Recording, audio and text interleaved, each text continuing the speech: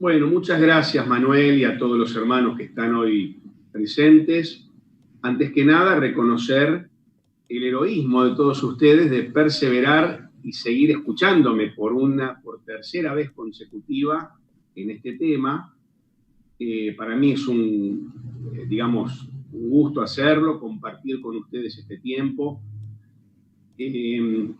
Y bueno, estábamos conversando con Manuel un ratito antes de comenzar la reunión acerca de lo que Manuel recién les acaba de decir, ¿no? Que él está leyendo e interiorizándose en el tema. Y este es el objetivo de estas conferencias, ¿no?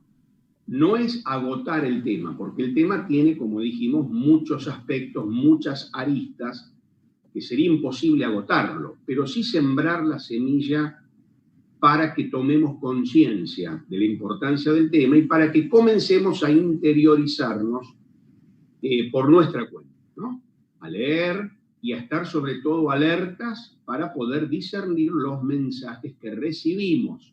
Así que me causa mucho beneplácito el ver que se está cumpliendo el objetivo.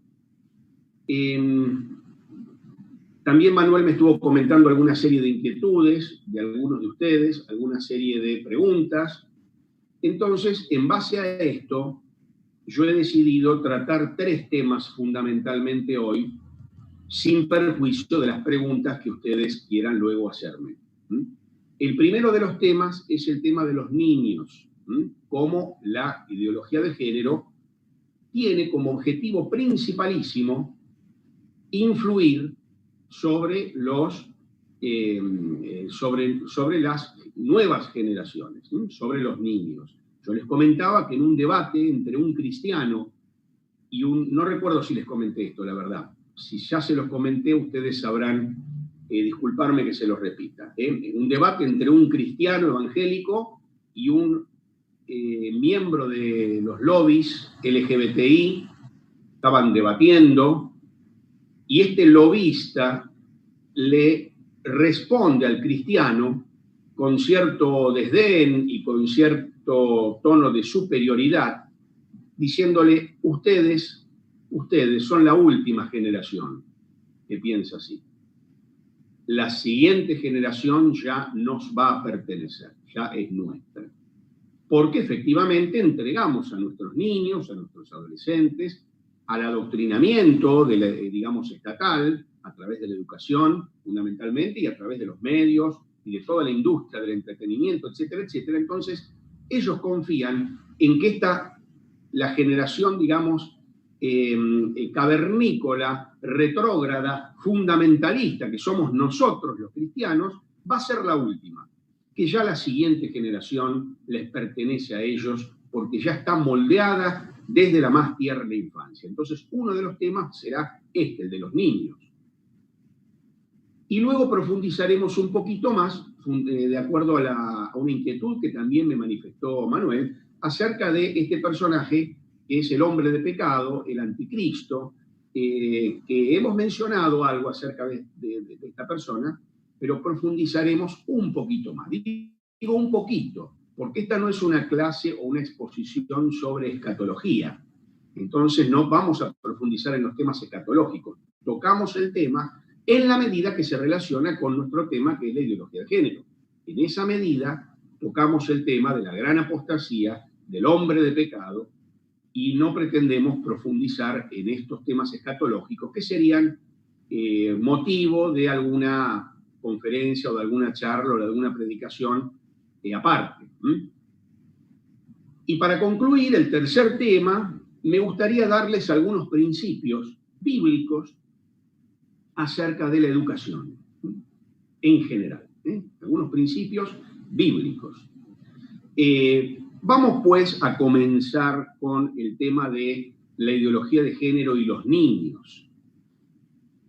Para eso quiero presentarles a una autora de la ideología de género, una autora que hace unos cuantos años que murió,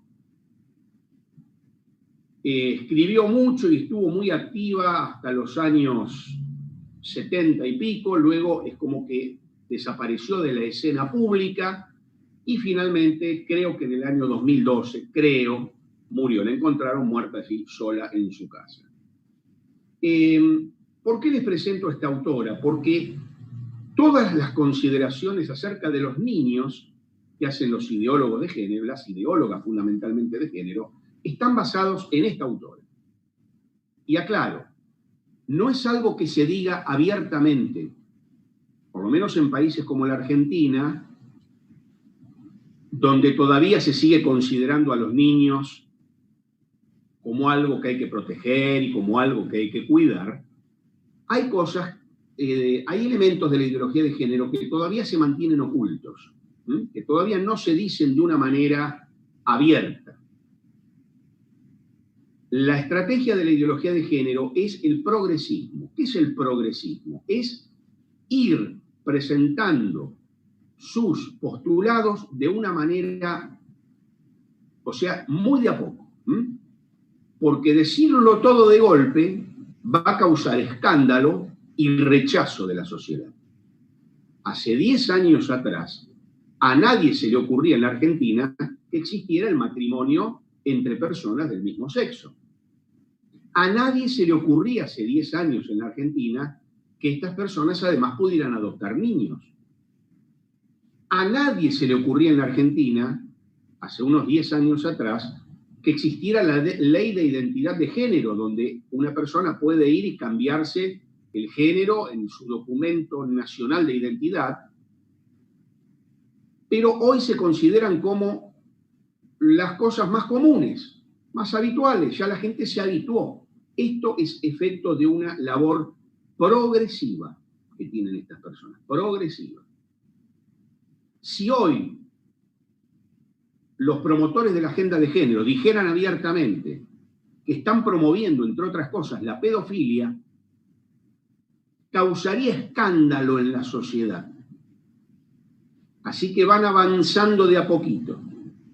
Ya en países como en Holanda existe un partido político, por ejemplo, que tiene como casi único objeto de, digamos, propuesta electoral, la legalización de la pedofilia. Y en Holanda nadie se escandaliza por esto. En países como Holanda, los países del norte de Europa, la agenda de género ha avanzado muchísimo más en la conciencia de la gente que en países como la Argentina o incluso como, bueno, en República Dominicana, en Estados Unidos.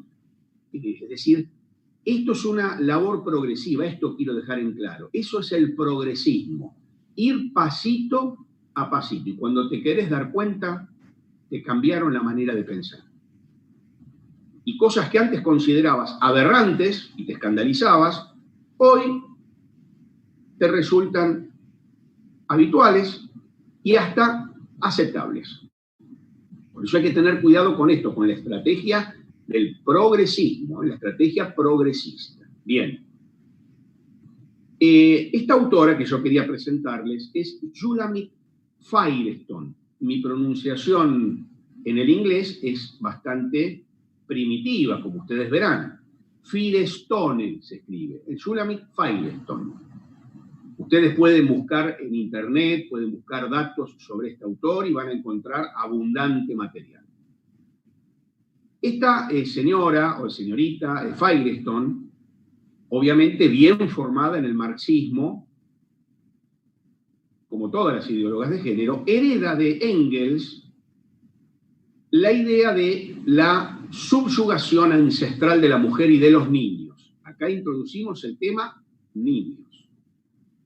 La mujer y los niños, a través de la historia, han sido subyugados, sometidos. ¿Por quién? Se cae de Maduro. ¿Por quién? Por el varón, es obvio.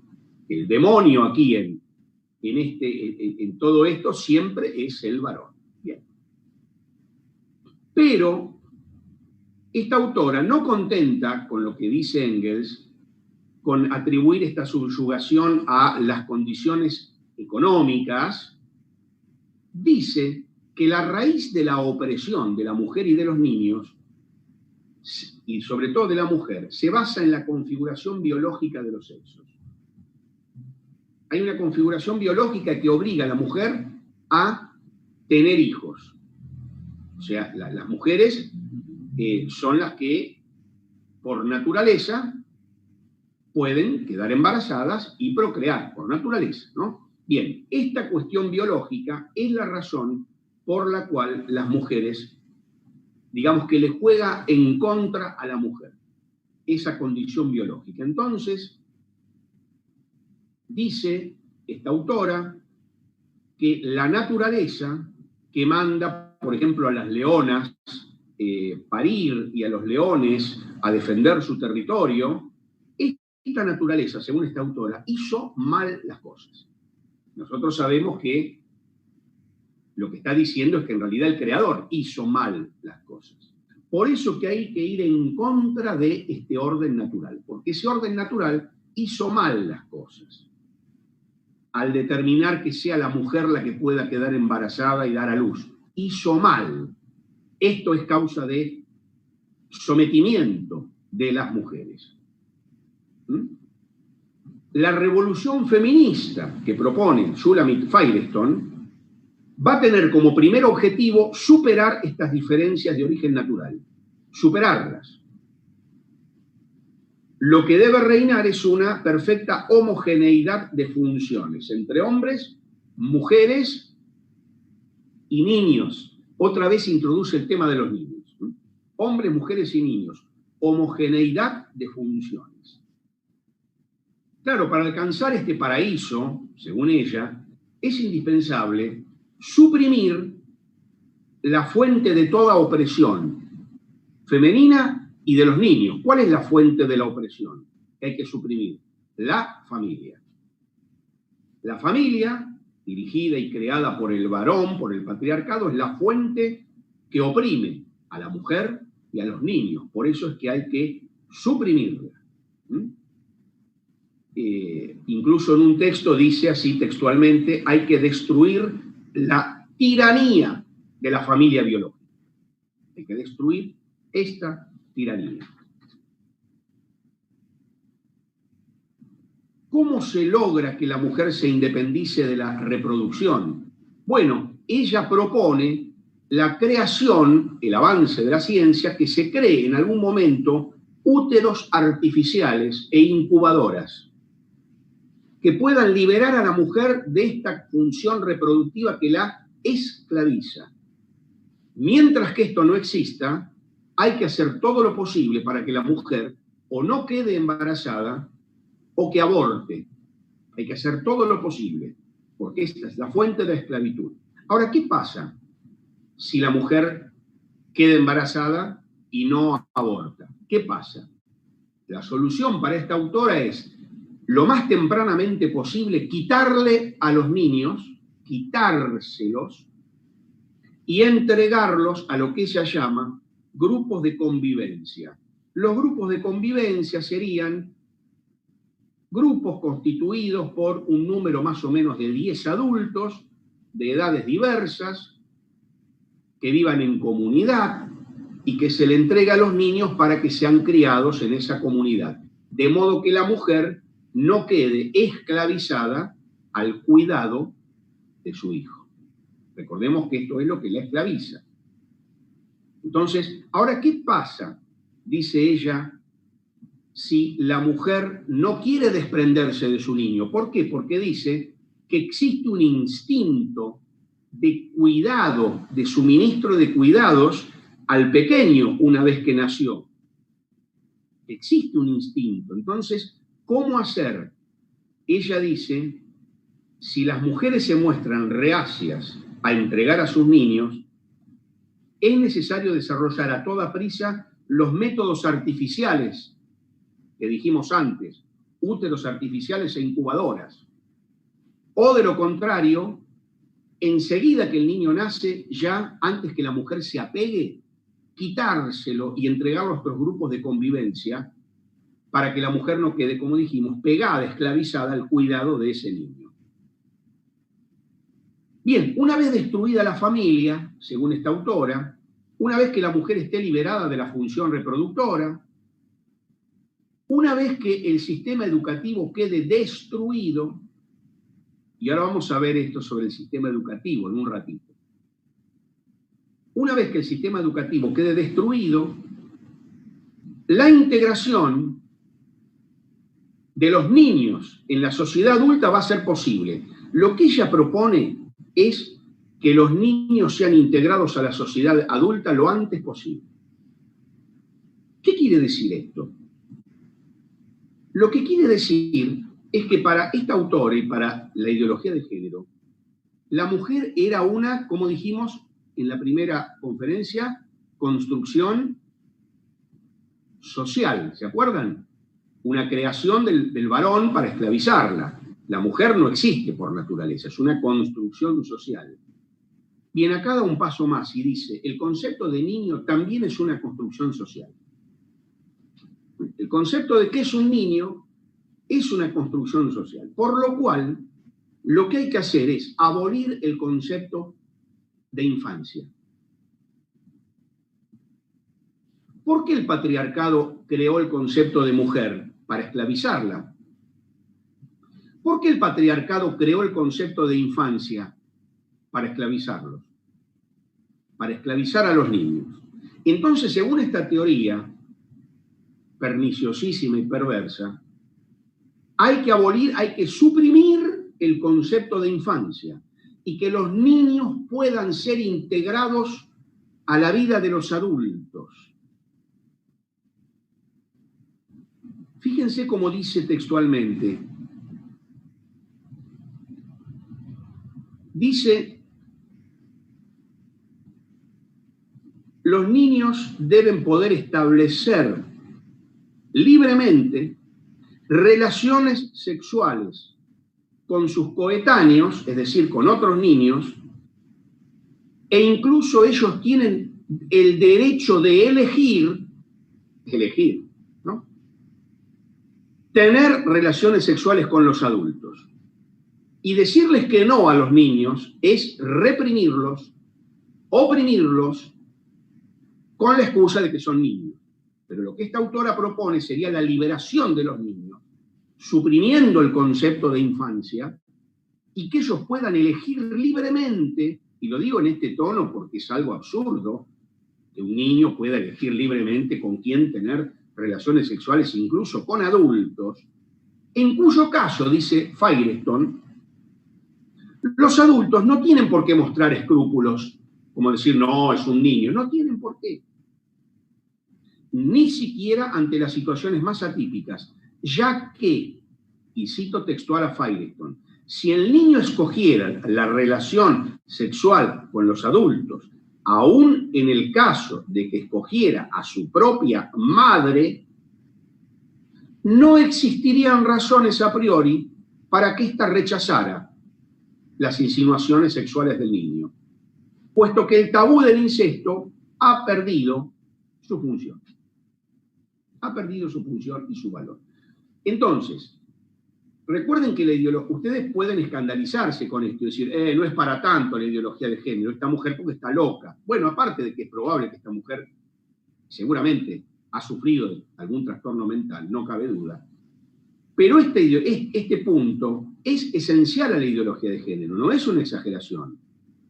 Solo que no se dice hoy abiertamente. Usted y yo no lo escuchamos hoy abiertamente, pero vamos camino a eso. Progresivamente, recuerden, el progresismo es eso. Nos van cambiando la cabeza, pero no de un día para el otro, de a poquito.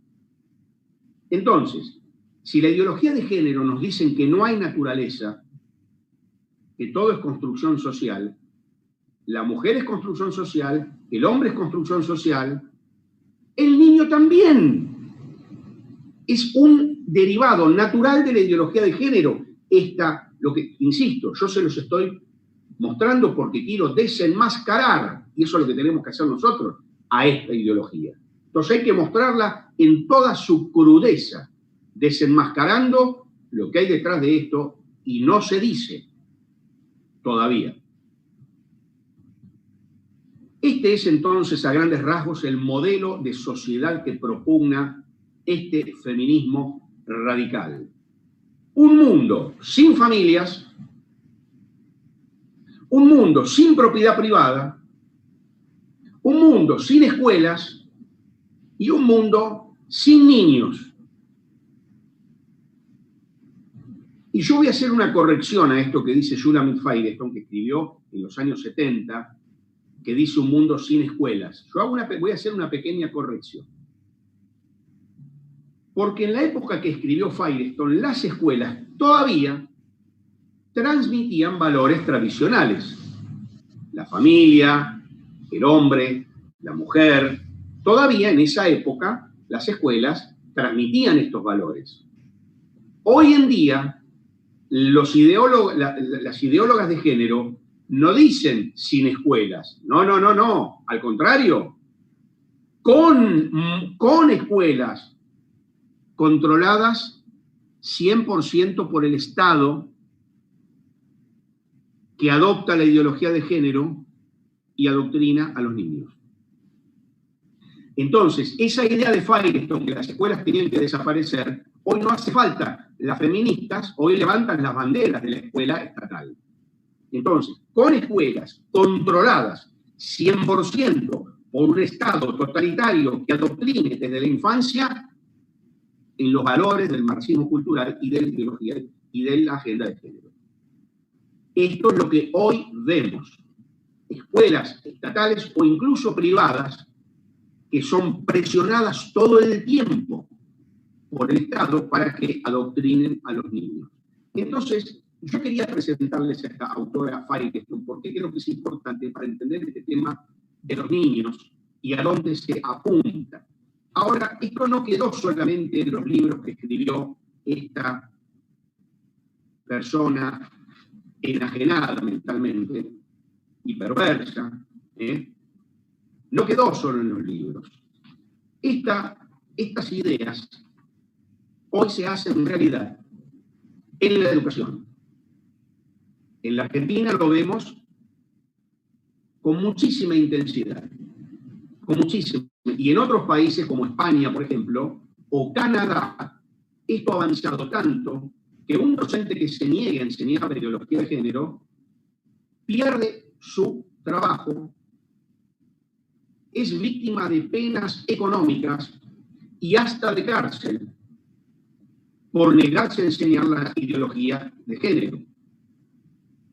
Es decir, son países donde ha avanzado la ideología de género y ha avanzado el Estado totalitario mucho más que en nuestros países.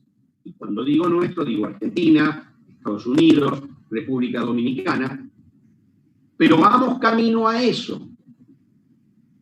Entonces, quiero hablarles un poquito de cómo la ideología de género realmente está embarcada en la destrucción de los niños. Destrucción de los niños. La educación para nosotros los cristianos tiene que apuntar a que varones y mujeres, el ser humano, desarrolle, despliegue sus virtudes, sus potencialidades naturales. Sus potencialidades naturales. Siempre nosotros nunca decimos que la sexualidad es una construcción. Decimos que es un despliegue de la propia naturaleza. Lo que está en potencia, naturalmente, debe desplegarse, pero de acuerdo a la naturaleza. Un despliegue de lo natural. Y a eso tiene que colaborar, contribuir la educación al despliegue de lo que ya por naturaleza tenemos. Allí dice, su altavoz no funciona. ¿Se está escuchando bien? Se oye distorsionado. Eso es lo que está diciendo. Yo lo bueno, oigo, pero a veces yo tengo un cartel que dice, su altavoz no funciona, compruebe su conexión, pero yo no tengo ninguna conexión. Ya está bien, está perfecto, se oye bien.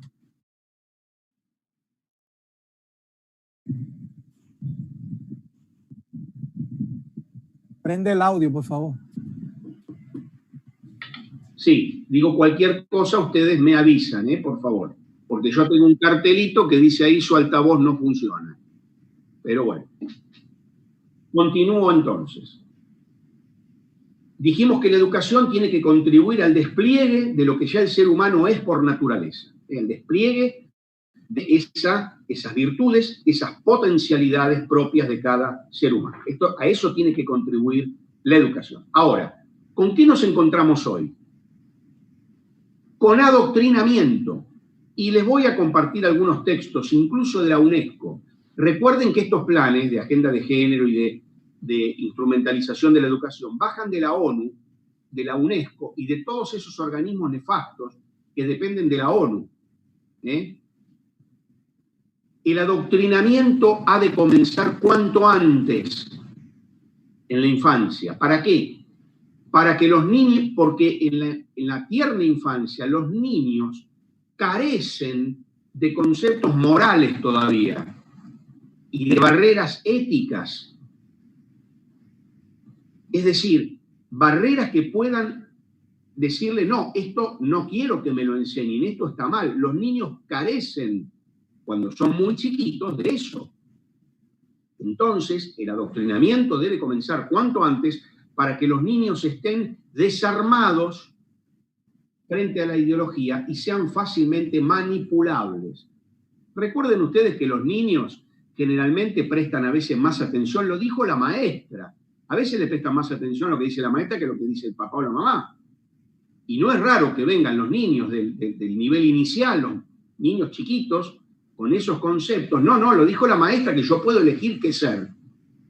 Y el papá le dice, pero ¿cómo te están enseñando? No es así. No, pero lo dijo la maestra, con esa autoridad, ¿no? Entonces, esto es muy grave porque el niño, según esta ideología, tiene que ser adiestrado desde muy pequeño. ¿En qué? En una sociedad donde no habría ni hombres ni mujeres, donde no hay referentes de identidad sexual y que ellos puedan optar por múltiples variantes de género. Aquí se le llama diversidad.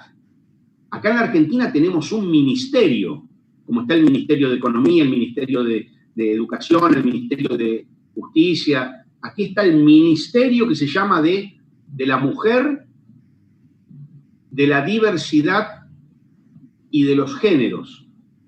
Algo así, géneros y diversidad. Hay un ministerio del Poder Ejecutivo que se encarga de implementar las políticas de género. Bien. Entonces, por ejemplo, está prohibido en una escuela con los niños pequeños, está prohibido los juegos considerados sexistas. Acá en nuestro país, en la Argentina, se han viralizado videos donde las maestras a los nenes de 4 y 5 años los quieren forzar, por ejemplo, al varón a pintarse los labios, a vestirse de mujer, y ven que el nene corre porque no quiere que le hagan eso. Y la maestra lo toma a la fuerza y lo obliga a pintarse los labios, lo obliga a ese niño a adoptar esa modalidad femenina y a jugar con juguetes, y lo obligan. Es decir, concretamente, se prohíben juegos considerados sexistas, obligándose a los niños a jugar a lo que no quieren por naturaleza. Entonces, lo que se busca es eliminar los modelos heterosexuales para que los niños no puedan identificarse con un modelo heterosexual y promocionar los modelos homosexuales. Incluso en cuentos se han reescrito cuentos infantiles, El Principito, por ejemplo, de Antoine de Saint-Exupéry, ese famoso libro, leído en clave que el Principito en realidad es homosexual, donde se le mandan tareas como estas. Reescribí el cuento de Caperucita Roja, pero Caperucita Roja es lesbiana. Reescribí el cuento. Y el nene de primero o segundo grado que está aprendiendo a escribir tiene que reescribir el cuento en esas categorías. Caperucita Roja es lesbiana. Pinocho es transexual. Ustedes pensarán que yo les estoy haciendo un chiste, pero esto hasta fue denunciado acá en los medios de comunicación.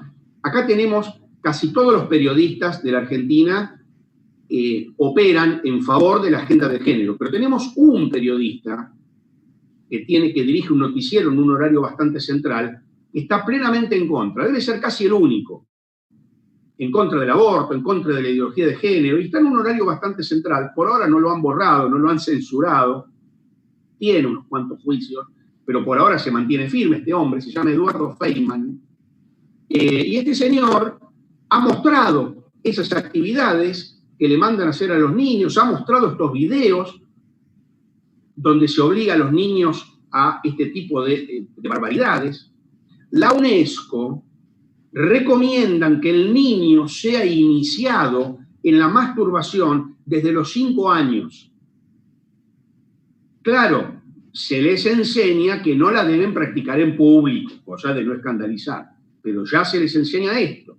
La UNESCO, a partir de los 9 años, la UNESCO recomienda que se informe a los niños sobre los afrodisíacos y a partir de los 12 años que se les enseñe acerca de los pros y los contras del aborto. En una de las intervenciones en una conferencia europea, la presidenta de Islandia, cuyo nombre es impronunciable para mí, tiene más o menos 25 letras y no lo puedo pronunciar sinceramente, Finne, Borgado, Trip y una cosa así, ustedes sabrán, la presidenta de Islandia afirma que la educación es una estrategia importante, la educación como estrategia importante para cambiar los prejuicios sobre los roles del hombre y la mujer. La educación es una herramienta, una estrategia para cambiar lo que ellos llaman prejuicios acerca de lo que es el hombre y la mujer. Y se debe concienciar a los maestros para que ellos aseguren que los niños y las niñas puedan hacer una selección informada acerca de los géneros que ellos pueden adoptar. Selección informada quiere decir que usted y yo como maestros, como docentes, deberíamos informarle a los niños de todos los géneros que existen, de modo que ellos, estando informados, puedan optar libremente. 112, 118, cada vez aparece un género nuevo. Por eso es que los centros de formación docente son un objetivo principalísimo de esta agenda, porque primero hay que lavarle el cerebro a los maestros futuros, para que luego a su vez adoctrinen a los estudiantes. Yo trabajo en un centro de formación docente cristiano y les puedo decir que hay algunos docentes, aún siendo cristiano el lugar, que no la tienen muy clara, que digamos, este tema y que se nota que están adoctrinados y utilizando todo el lenguaje de la ideología de género. Bien.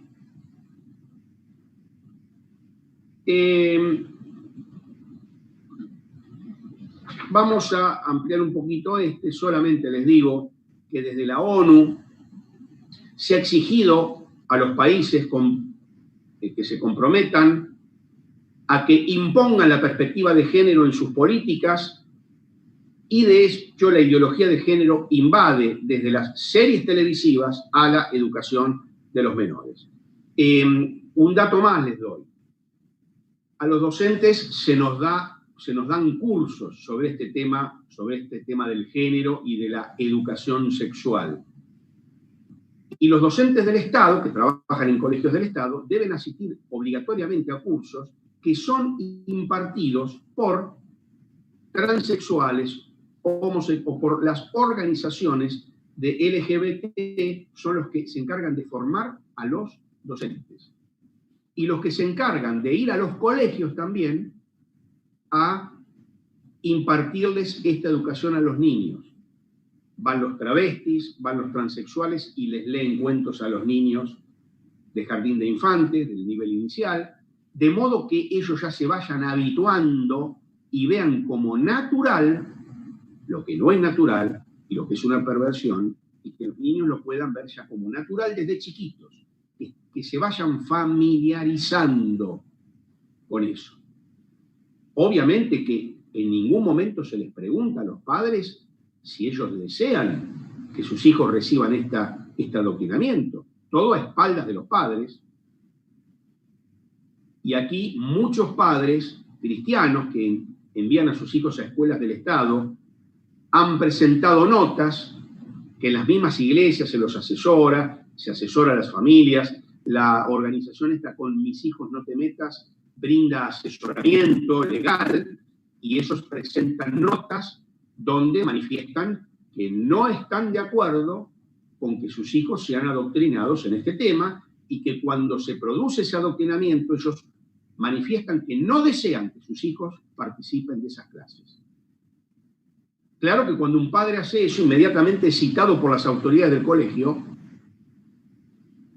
y lo amenazan, le dicen que está violando la ley educativa, le dicen que que el niño tiene derecho a recibir educación sexual integral y que él se está oponiendo a ese derecho.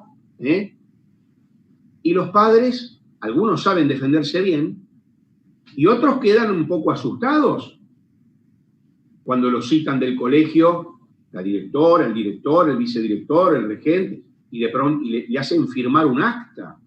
Los padres, algunos, todos para amedrentar, para presionar a las familias. ¿Para qué? Para que entreguen a sus hijos sin resistencia ante el adoctrinamiento. Bien. Lo que la ideología de género entonces pretende es lo siguiente: hacer de la infancia esto. Primero, crear niños sin derechos, porque los niños no pueden en ese momento oponerse a ese adoctrinamiento. Pero además crear niños sin sexo que los defina. Pero paradójicamente hipersexualizados, o sea, sin un sexo que los defina, soy varón, soy mujer, pero hipersexualizados, porque desde chiquitos se les introduce en estos temas, para los cuales todavía el niño no está capacitado para recibir este adoctrinamiento, y se los hipersexualiza desde chiquitos. La educación sexual integral no es otra cosa que una perversión de los niños y un entrenamiento, en todo caso, genital, puramente genital, porque el concepto de sexualidad es mucho más amplio, un entrenamiento, un adiestramiento genital en la perversión.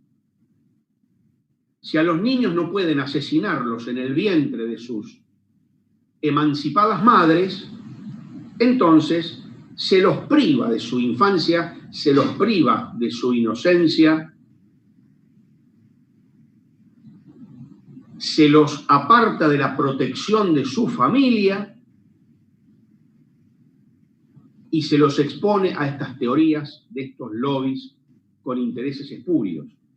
Se los alecciona con comportamientos inmorales, egoístas,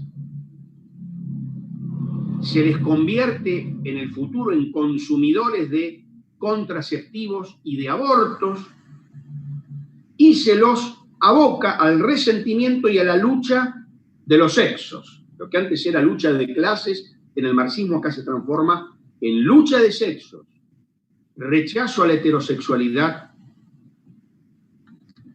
y rivalidad entre el hombre y la mujer. Bien.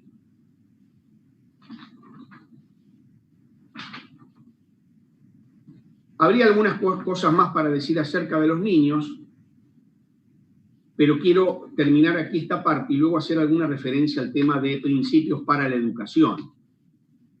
Pero yo quiero ahora pasar al segundo tema que me sugirió Manuel, que es el tema de el anticristo.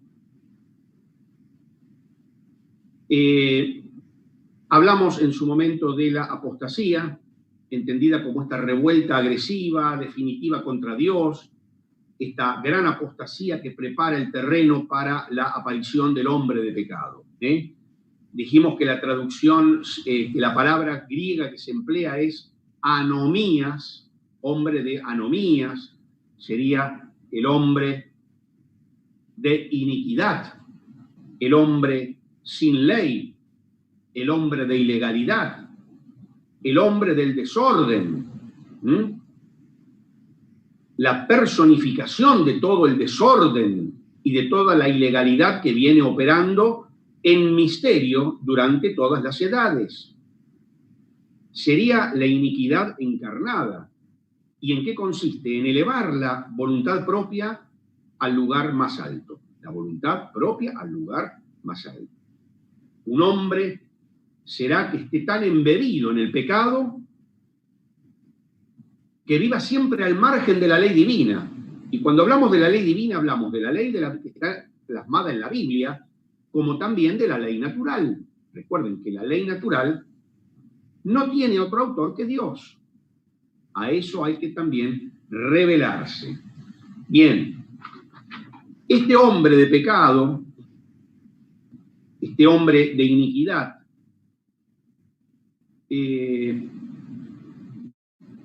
sostiene esta rebelión a la ley natural. Esto ya lo he dicho la última vez, así que no quiero repetirlo demasiado para ser respetuoso del tiempo, pero digamos, a modo de resumen, que tenemos también que recalcar el concepto de hombre de pecado, que es la palabra que elige nuestra traducción, hombre de pecado. El anticristo será sin dudas, aparte del hombre sin ley, del hombre del desorden, del desaforado, del hombre que se opone a la ley natural, aparte, será el hombre de pecado.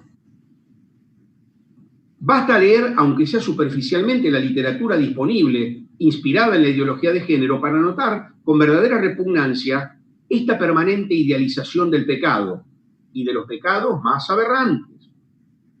Hay una filósofa, entre comillas, no argentina, feminista, llamada Leonor Silvestri, que es una conspicua representante de la ideología de género y en particular de la ideología queer. Y dice así, voy a leer algunos párrafos para que vean hasta qué punto esta ideología idealiza el pecado y es la que mejor encaja con este hombre de pecado que en algún momento va a aparecer en este planeta. Dice así esta mujer: el mundo les pertenece a los héteros, que alardean esa libertad en nuestras caras. ¿Por qué tienen que venir a nuestros cumpleaños, a nuestras fiestas, a nuestros rituales, a nuestras marchas, a nuestras ceremonias? Y afirma esta mujer, recuerden que la ideología de género se nos quiere vender con el título de tolerancia, de respeto al otro, recuerden, pero esta es la realidad. No queremos tolerarlos, dice esta mujer, ni deseamos su asquerosa dádiva llamada apoyo, integración, respeto, diversidad. No queremos sus leyes antidiscriminación, no los queremos a ellos. El mundo les pertenece a los héteros y estamos en guerra contra su régimen. La misma autora reconoce, dice, esto es apología de la violencia. Sí, reconoce. Vamos a devolver el ataque, vamos a combatir al enemigo con nuestra violencia. Vuelve a afirmar, el mundo les pertenece a los héteros y no lo cederán voluntariamente. Habremos de tomarlo por la fuerza. Dice toda una serie de palabrotas que yo me niego, obviamente, a repetir. Un ejército de puños no puede ser derrotado. Sigue con otra lista de palabrotas que yo voy a pasar por alto. Y fíjense cómo dice, una carcajada negra que suena diabólica y alegre brota de nuestras tripas promiscuas. Filósofa, feminista, gran representante del feminismo radical y de la ideología de género. No nos identificamos con ustedes, heterosexuales. No nos gustan, los despreciamos. Ustedes son el despreciable desperdicio del capitalismo. ¿Ven ahí la tendencia marxista? Con mucha alegría afirmamos, no tendremos hijos. Obviamente que la O está reemplazada por una X, ¿no?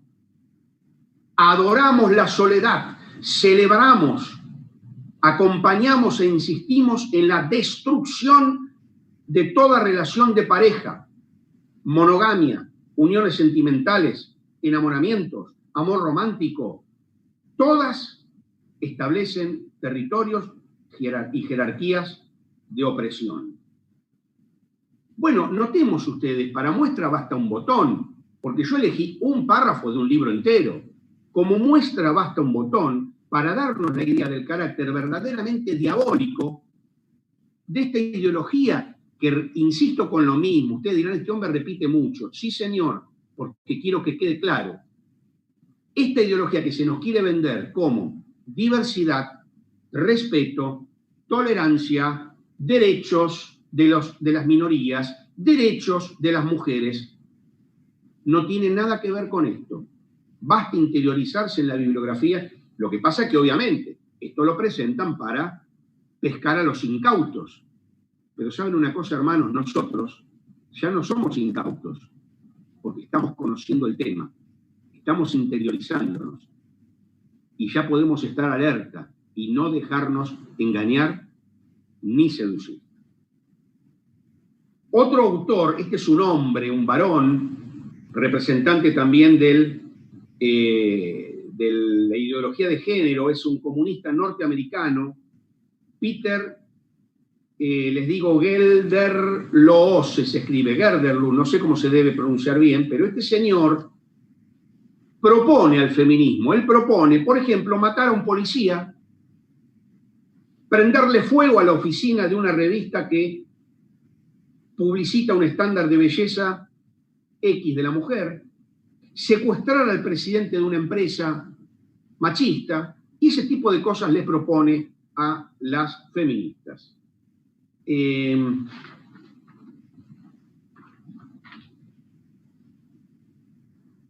Dice, entre otras cosas, hay una violencia que libera, es el asesinato de un homófobo. Claro, usted y yo somos homófobos. Bien, merecemos ser asesinados. Esto directamente se dice y se propone con este total desparpajo. Bueno, estas citas que yo les he leído, como les digo, han tenido el propósito de poner de manifiesto que el hombre de pecado será aquel que cumpla realmente con los sueños de Satanás en la tierra. Él va a encabezar esta rebelión perfecta contra Dios. Una rebelión que prácticamente va a incluir a cada hombre, a cada mujer y a cada niño de este mundo.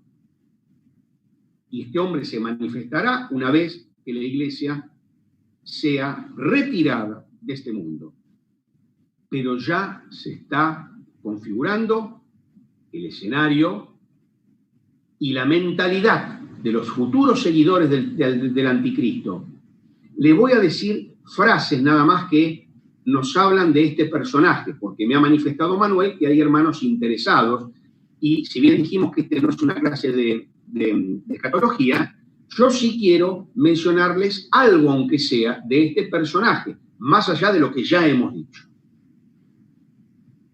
Podemos decir que esta persona aparecerá en la escena al fin de la historia de Israel, como dice en Daniel 8:23, y que no aparecerá sino cuando el día del Señor ya haya comenzado.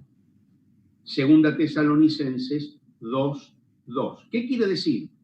El día del Señor es el momento en que los juicios de Dios comiencen a caer sobre este planeta.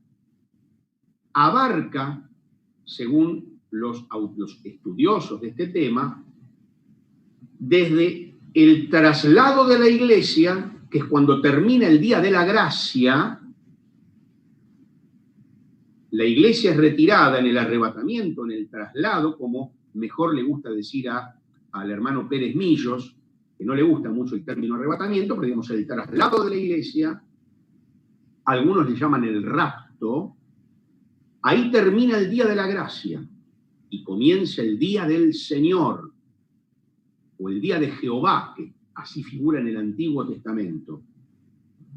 Cuando la iglesia es retirada de en medio y el Espíritu Santo va con la iglesia, ya no va a estar morando en este planeta, ese obstáculo que tenía el anticristo va a salir del medio. El griego le llama el catéjon, es el obstáculo que impide el desarrollo de la iniquidad, va a manifestarse el hombre de pecado y comienza el periodo de la tribulación y gran tribulación, ese periodo de 7 años previos a la venida de Cristo a la tierra. Y aprovecho para decirles algo, hermanos. Estamos esperando el arrebatamiento de la iglesia. Y para el arrebatamiento de la iglesia, queridos hermanos, no hay señales. Ya puede suceder en cualquier momento. No tenemos que esperar que se cumpla ninguna señal. Es inminente. Inminente quiere decir que puede ser en cualquier momento. Ese es el concepto de inminencia. Por eso que el mismo apóstol Pablo hace 2000 años estaba convencido y preparado para la venida de Cristo, para el traslado de la iglesia. Dice, nosotros los que vivimos seremos arrebatados. Él estaba convencido o esperando que el Señor viniera a llevar a la iglesia mientras que él estuviera vivo. Es que estaba equivocado. Algunos dicen, pobre Pablo, tenía esa ilusión y estaba equivocado. Al final no pasó. Qué ignorancia de la Escritura, los que afirman eso. Pablo tenía la actitud que nosotros también tenemos que tener. Estar conscientes de la inminencia del día del Señor. Recordemos que inminencia no quiere decir que va a ser dentro de poco o dentro de mucho. Inminencia quiere decir que puede ser en cualquier momento. Las señales que están relatadas en la Biblia, Mateo 24, por ejemplo, esas señales describen no el momento actual, sino el tiempo de la gran tribulación, previo a la venida de Cristo a la tierra. Entonces, no confundamos con eso de las señales. No. Las señales que están en las Escrituras son del periodo de la tribulación, son para los judíos y para los que queden aquí en la tierra. Señales del pronto advenimiento de Cristo a la tierra a instaurar su reino milenial. La iglesia ya habrá sido retirada de este mundo antes que eso suceda. Entonces, cuando la iglesia es retirada, termina el día de la gracia y comienza el día del Señor, que repito, abarca la tribulación, la gran tribulación, y el reino milenial también es parte del día del Señor. Y algunos dicen, ¿pero cómo? Si el reino milenial no va a ser un tiempo de juicio. ¿Sí? Va a ser un tiempo de juicio instantáneo. Cualquier persona que se rebele, como Cristo va a ser el gobernante, inmediatamente va a ser enjuiciado y Jesucristo va a hacer justicia de manera inmediata. Hasta luego el final del milenio, la gran rebelión del final del milenio y luego la instauración de los cielos nuevos y tierra nueva con el inicio del estado eterno. Bien, pero dijimos que no era clase de escatología, pero bueno, es un tema que me interesa mucho y ya me estoy derivando un poquito. Sigamos con este personaje del anticristo. Aparece cuando el día del Señor haya comenzado. Es decir, que nosotros, la iglesia, no lo va a ver reinar a él. Ya no vamos a estar en este mundo. Su manifestación hoy está siendo impedida por aquello que lo detiene. Segunda Tesalonicenses 2, 6 y 7. Será un gentil, porque en Apocalipsis 13 está descrito que surge del mar. Y el mar, según nos enseña la Biblia y nos enseña Dwight Pentecost, recordemos que uno de los libros mejores y más sanos en doctrina escritos sobre este tema es Eventos del Porvenir, de Dwight Pentecost. Un libro muy clásico y tal vez sea el libro el mejor, el más exhaustivo, el más completo y el más sano, y de acuerdo a la doctrina nuestra, de nuestras iglesias, sobre el tema. Les recomiendo ese libro, muchos de ustedes lo deben conocer. Bien, entonces el mar representa a las naciones gentiles. Apocalipsis 17:15. Este hombre será la cabeza de una forma final de dominio gentil mundial. Como tal, será un líder político. Su influencia va a ser mundial, por cuanto dice Apocalipsis 13:8, reinará sobre todas las naciones. Y esta influencia sobre las naciones proviene de una alianza que él realiza con otras naciones también. El surgimiento de este personaje se producirá mediante un programa de paz que él va a proponer. Recuerdan que dice guerras y rumores de guerra. El mundo va a estar, si ahora hay guerras y rumores de guerra, en la época de la tribulación va a ser mucho peor. Y ahí aparece este personaje proponiendo paz. Y todos los incautos, engañados y cegados por Satanás le rendirán pleitesía y le entregarán su confianza. Personalmente, él se caracteriza por una gran inteligencia y poder de persuasión, sutileza, astucia, un gran político. La posición de él sobre las naciones no será porque él las va a someter, sino, dice acá en Apocalipsis 17:13, por el propio consentimiento de las naciones. Es como ahora, que estamos todos aterrorizados con este tema del coronavirus y nos quedamos en casa o salimos a la calle con un bozal, como si fuéramos perros rabiosos, ¿no? Y estamos aterrorizados. John MacArthur tiene un excelente comentario acerca de este tema. Es un video que se ha viralizado bastante, a mí por lo menos me llegó, muy interesante los conceptos de él sobre este tema. Y claro, y la gente cuando está con miedo ante emergencias, se somete pasivamente y acepta dictaduras, las acepta. Porque ante el miedo, ¿no? Los grandes tiranos y los grandes dictadores del mundo siempre aparecieron en tiempos de guerras civiles, en tiempos de graves crisis económicas, en tiempos de terror, temor de la población, que es cuando la gente se somete voluntariamente a los gobiernos dictatoriales. Entonces, habrá en las propias naciones consentimiento.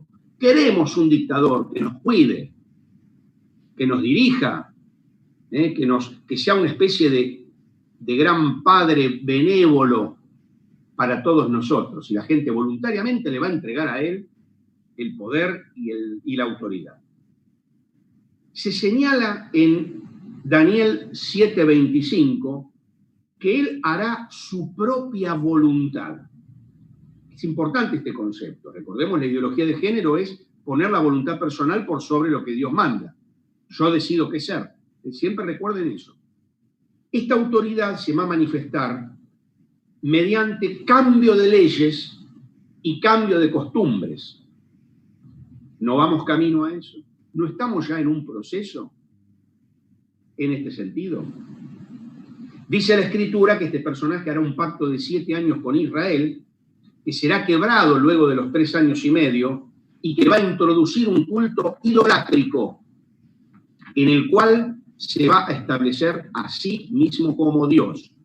Ustedes podrán pensar, pero ¿cómo la gente se va a bancar esto? ¿No? Acá bancar decimos, ¿cómo la gente va a tolerar esto, que haya un tipo que se atribuya ser Dios? Y la gente, ¿saben una cosa? El mensaje que hoy nos dan estas ideologías es que todos en realidad somos dioses, porque tenemos derecho a decidir qué ser. Es el mensaje de la nueva era, de la New Age. Todos tenemos un pequeño Dios dentro nuestro, solo que tenemos que descubrirlo. Todos somos dioses. Entonces nadie se va a escandalizar porque haya un tipo que dice que es Dios. Porque él va a decir, ustedes también son dioses, todos somos dioses. No es que él solo va a decir. Entonces, la gente va, sí, es cierto. Repito este concepto. La gente del planeta se va a sentir identificado con el anticristo. Se va a sentir identificado. Va a decir, esta persona me representa. Me representa a mí en mis anhelos más profundos. En lo que yo siempre pensé, me lo está diciendo. Me representa. Le doy mi confianza, le doy mi voto, le doy mi obediencia y hasta le doy mi adoración porque me representa. Bien. Se darán cuenta ustedes que para lograr esto primero hay que hacer un trabajo ¿dónde? En la cabecita de la gente. para que sientan que una persona así lo representa. Este hombre en realidad será vigorizado por Satanás y va a recibir la autoridad de él. Este hombre estará controlado por el orgullo del diablo. Este hombre se va a convertir en un adversario enorme luego de el pueblo de Israel, iniciando una persecución como nunca antes contra el pueblo de Israel. Va a obtener el control sobre Palestina. En Jerusalén va a establecer su cuartel general. En el tiempo de su surgimiento, va a ser exaltado por medio de la intervención de una organización religiosa a nivel mundial que la Biblia llama la Gran Ramera, un sistema religioso corrupto, mundial, que va a apoyar al anticristo, le va a dar poder al anticristo. Este sistema religioso corrupto va a ser destruido luego por el anticristo, de manera que él pueda gobernar sin impedimento y sin ningún condicionamiento. Pero al principio este sistema religioso corrupto va a operar en favor del poder de este personaje. Y él se va a convertir entonces en un especial adversario del príncipe de los príncipes, como dice en Daniel 8:25, del programa de Dios, un gran adversario del pueblo de Dios. Pero saben una cosa, su gobierno terminará mediante un juicio directo de parte de Dios.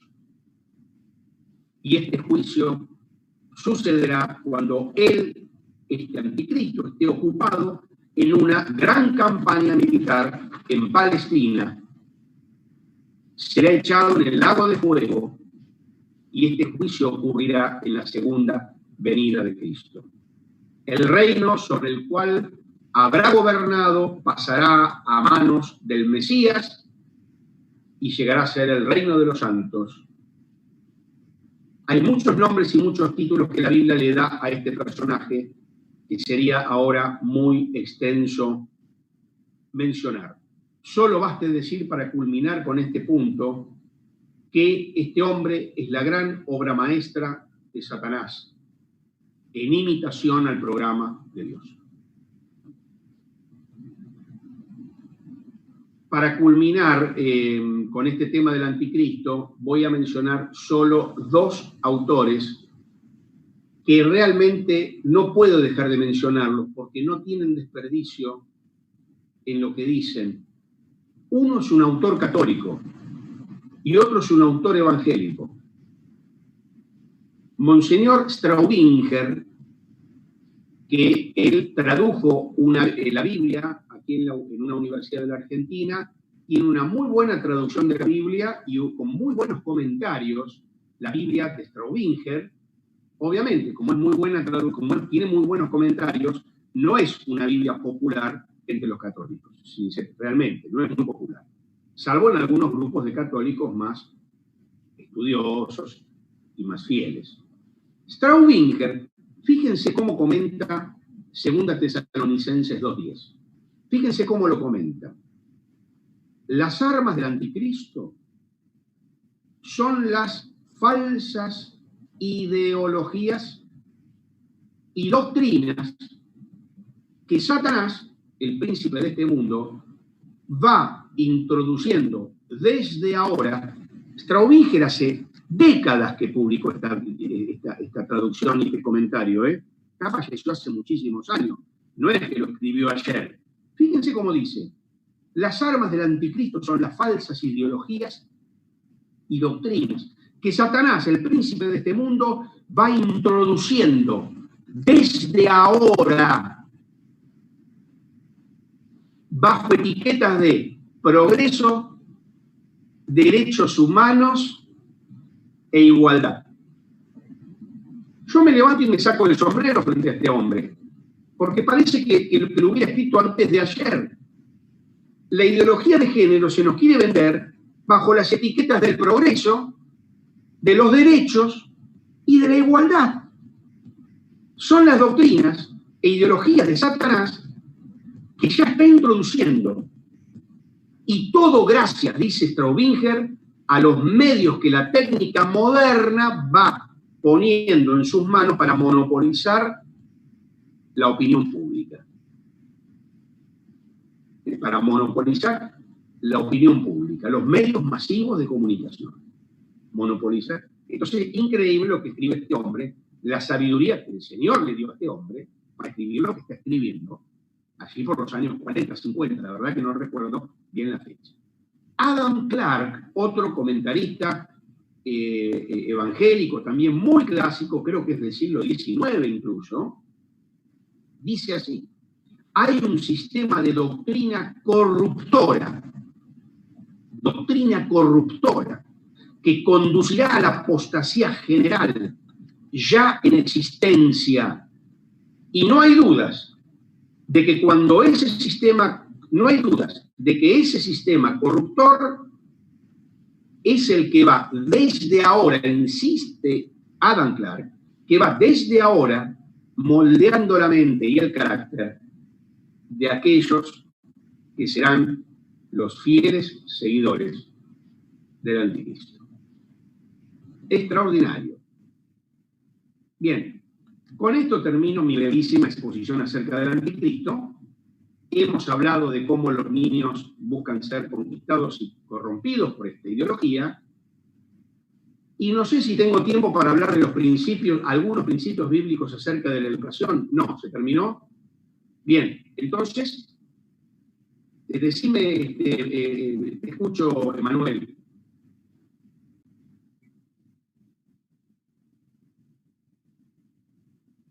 Bueno. Bien, entonces si se da en las preguntas que yo hable un poco acerca de los principios bíblicos, acerca de la educación, lo mencionamos. Si no, contestamos las preguntas que surjan.